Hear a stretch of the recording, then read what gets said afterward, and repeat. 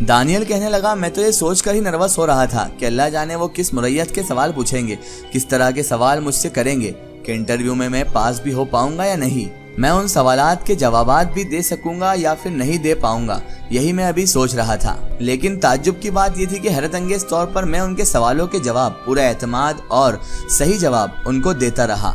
اور پھر جب مالک کی زبان سے یہ لفظ ادا ہوئے کہ mister Daniyal you are selected, تو مجھے یقین نہیں آیا اپنی سماعتوں پر، اپنے کانوں پر۔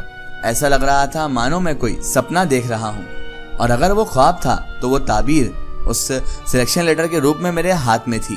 اس نے لیٹر کو ہاتھ میں رکھ رکھا تھا اور میرے سامنے ہی میرے بیٹے دانیال نے اس لیٹر کو اپنے ہاتھ میں لے کر چوم لیا۔ اسی لمحے میرے دل نے غیاث الدین کو اپنی اتھاہ گہرائیوں سے یاد کیا کہ غیاث الدین بھائی کا ہی کچھ نہ کچھ اس میں مسئلہ ہے، ورنہ میرا بیٹا اس طرح سے سلیکشن نہیں پاتا جس طرح سے ابھی اس کا سلیکشن ہو گیا تھا۔ اور ابھی میرے دل میں یہ خیال گزرا ہی تھا اور حسب معمول اگلے ہی لمحے غیاث الدین بھائی مجھے وہاں سے آتے ہوئے دکھائی دیے۔ اس سے پہلے کہ میں انہیں دانیال کی پکی نوکری ہونے کی خوشخبری سناتا، یہ بتاتا کہ دانیال کی نوکری لگ چکی ہے، وہ بھی پکی والی، اور اچھی کمپنی میں اس کی جاب لگ گئی ہے، تو انہوں نے میرے لب کھولنے سے پہلے ہی ہمیں مبارکباد پیش کر دی کہ مبارک ہو۔ اور ان کی مبارکباد سن کر انہوں نے مجھے مسکرانے پر مجبور کر دیا، کیونکہ میں جان چکا تھا کہ یہ کوئی عام انسان تو ہے نہیں، بلکہ کوئی نہ کوئی روحانی طاقت ان کے ساتھ موجود ہے۔ اب ان سب چیزوں کے مد نظر غیاث الدین صاحب سے میرے دل کی انسیت اتنی زیادہ بڑھنے لگی کہ ہر دکھ سکھ کا انہیں میں ضرور بتاتا، اور ہر دکھ سکھ کے لمحے میں وہ ہمارے ساتھ ہوتے، اور ان سے میرا اس قدر مل جول ہو گیا تھا کہ دل چاہتا تھا کہ دل کا ہر سکھ دکھ انہیں میں ضرور سناؤں، انہیں میں ضرور بتاؤں کہ میرا سکھ دکھ کیا ہے، میں کس چیز سے پریشان ہوں، کون سی چیز مجھے ستا رہی ہے۔ یہ سب باتیں غیاث الدین بھائی سے کرنے کو ہمیشہ میرا دل چاہتا تھا، لیکن اس کی نوبت ہی نہ آتی، کیونکہ وہ میرے یا میرے بیوی بچوں کے دکھ سکھ سے خود ہی واقف ہو جایا کرتے تھے۔ انہیں بتانے کی بھی ضرورت نہیں پڑتی تھی کہ ہم پریشانی میں ہیں، پتہ نہیں کیسے، پر انہیں معلوم پڑ جاتا تھا اپنے آپ ہی۔ لیکن ایک بات ان سب چیزوں کے درمیان طے تھی کہ مجھے اب غیاث الدین بھائی کی بہت عادت پڑ چکی تھی، اسی لیے جب بھی وہ ایک مہینے کے لیے غائب ہو جایا کرتے تھے یا کئی مہینوں تک جب نہیں دکھتے تھے تو میرا دل بہت زیادہ پریشان ہو جایا کرتا تھا کہ غیاث الدین بھائی کہاں چلے گئے، کیا وہ اب ہمارے لیے نہیں آئیں گے، مجھے یہی لگا رہتا تھا بار بار۔ یہ انہی دنوں کا واقعہ ہے کہ غیاث الدین صاحب حسب عادت کہیں پر غائب ہو گئے تھے، اور اس دوران ہی میری بیٹی لالا کے لیے ایک بہت اچھا رشتہ آیا ہوا تھا۔ لڑکا نہ صرف بے حد تعلیم یافتہ، سلجھا ہوا اور ذہین انسان تھا، بلکہ وہ خوبصورت اور خاصی معقول حیثیت کا مالک بھی تھا، یعنی اس کی فائنینشیل استھتی بھی بہت زیادہ اچھی تھی۔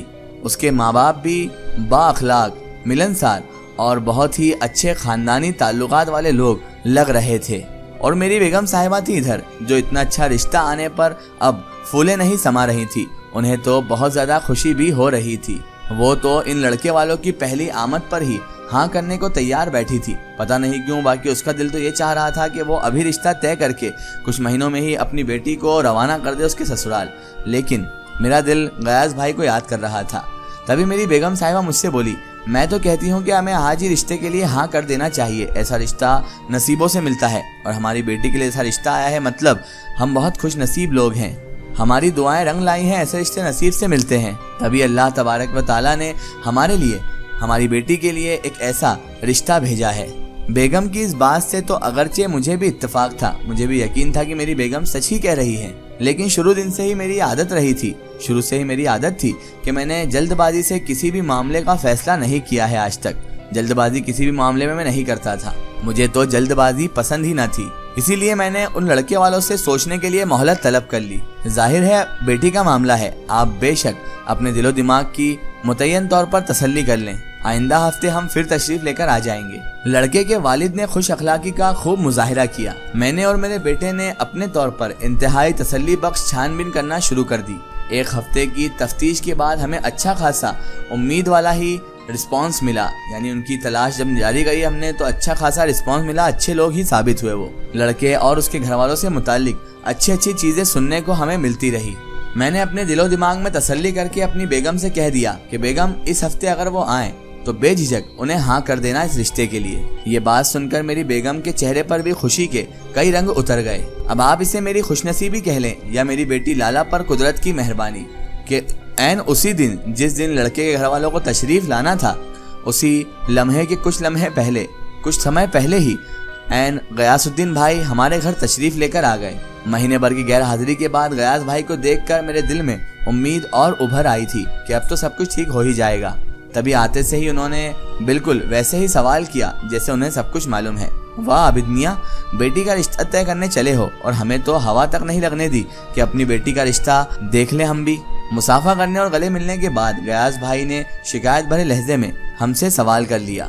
तभी मैंने भी उनसे शिकवा किया, गयास भाई आपका कोई अता पता होता तो मैं आपको बतलाता ना कि हमारी बेटी का रिश्ता होने वाला है, लेकिन आज आप खूब तशरीफ लाए हैं, बिल्कुल मौके पर, सही मौके पर। लड़के वाले आने ही वाले हैं। मैंने इस तरह खुश होकर जैसे ही उन्हें कोई इत्तला पहुंचाई तो वो सिर्फ इकरार में गर्दन हिलाकर रह गए। गयासुद्दीन साहब ने लड़के और उसके वालिद से मुसाफा किया और एक तरफ खामोशी से वो सोफे पर बैठ गए। बातों और हंसी ने माहौल को गरमा दिया था। उसी दिन हमारी बेगम चाय के साथ कुछ नमकीन और मीठे लवाजमात लेकर चली आईं। लड़के के माँ बाप अपने बेटे की फर्माबरदारी, ईमानदारी और खुदा तरती के किस्से बयान करने लगे। खैर, हर माँ बाप अपने बच्चे की तारीफ ही करते हैं, जबकि लड़के ने अपने रोशन मुस्तकबिल की बाबत हमें बतला दिया था कि फ्यूचर में उसका क्या प्लान है और वो कितना अच्छा मुस्तकबिल अपना तैयार कर रहा है। इस दौरान गयासुद्दीन भाई पूरे वक्त खामोशी का इश्तिहार बने बैठे रहे, कुछ भी ना बोले, ना उन्होंने कोई लब हिलाया, ना कोई उनसे बातचीत की। अलबत्ता उनकी निगाहों का जो जाविया था वो वक्तन बा वक्तन तीनों हस्तियों पर बराबर मुर्तकिब होता रहा। वो तीनों को बार बार अच्छी तरह से देखे जा रहे थे और वो तीनों माँ बाप बेटे भी गयासुद्दीन भाई को सवालिया निगाहों से देखे जा रहे थे। उन्हें बार बार देखना अच्छा नहीं लग रहा था। जी भाई साहब, तो अब बताएं जरा, आप लोगों ने क्या सोचा है? लड़के के वालिद ने अब असल मकसद की तरफ आते हुए मुझसे पूछा।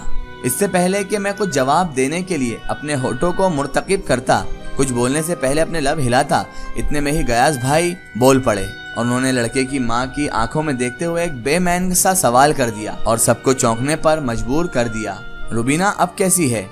ये सवाल करने के बाद उन्होंने लड़के और लड़के के वालिद को भी अपनी निगाहों की जब्त में ले लिया। लहजा भी अच्छा खासा गरजदार था। लड़के की माँ ने घबराहट छुपाते हुए जल्दी से मुस्कुराते हुए बोला, कौन रुबीना? और मेरी बेगम की जानिब देखकर पूछने लगी, ये साहब हैं कौन आखिर? तभी गयास भाई फिर से बोले, हैरत है, आप रुबीना को नहीं जानती? गयासुद्दीन भाई ने एक बार फिर हमें लब खोलने का मौका ही नहीं दिया। तभी उन्होंने उसके लड़के से कहा, साहबजादे, आप तो यकीनन रुबीना से मुखातिब होंगे। उन्होंने अपनी निगाहें लड़के के चेहरे पर जमा कर कुछ ऐसे दहशत अंगेज लहजे में उससे पूछा कि लड़के का पूरा वजूद हिलकर ही रह गया। वो बिना जवाब दिए गयासुद्दीन भाई को देखता ही रह गया। उसकी रंगत में वाकया होने वाली खौफ की जर्द पना मेरी निगाहों से भी पोशीदा ना रह सकी। तभी लड़के की माँ ने ढिठाई से पूछा, कौन है ये साहब और किस रुबीना की बात कर रहे हैं? लेकिन लड़का और उसका वालिद अपनी जगह से उठ खड़े हुए। उन्होंने खातून को ज्यादा बोलने का मौका ही ना दिया और उन्हें लिए वहाँ से वो खामोशी से चल दिए। तभी मैंने गयास भाई से पूछा, भाई साहब ये सब क्या है? ये रुबीना कौन है और ये लोग खामोशी से उठ के क्यों चले गए? मेरी बेगम ने भी दुख से यही गयास साहब से पूछा था। तभी गयास भाई ने कहा, इस पते पर अपने बेटे को नवाब शाह भेज दीजिए, सारी की सारी हकीकत आप लोगों को रोशन हो जाएगी। उन्होंने जेब से कागज निकाला और मेरी जानिब बढ़ा दिया। फिर दानियाल उस पते पर गया और उसने नवाब शाह से वापस आकर बताया कि रुबीना उस लड़के की दूसरी बीवी का नाम है जिसका रिश्ता हमारी बहन के लिए आया था, जिसे इन माँ बेटे ने जिंदा जलाकर मारने की कोशिश की थी और उसे जिंदा जलाने से पहले उसके जबरदस्ती करके उसके बाप की कुछ दौलत और जायदाद वो अपने नाम भी करा चुके थे। और ये बहुत ही डेंजर, बहुत ही खतरनाक लोग हैं। इसका एक स्टोरी हम देखेंगे इसके अगले पार्ट में।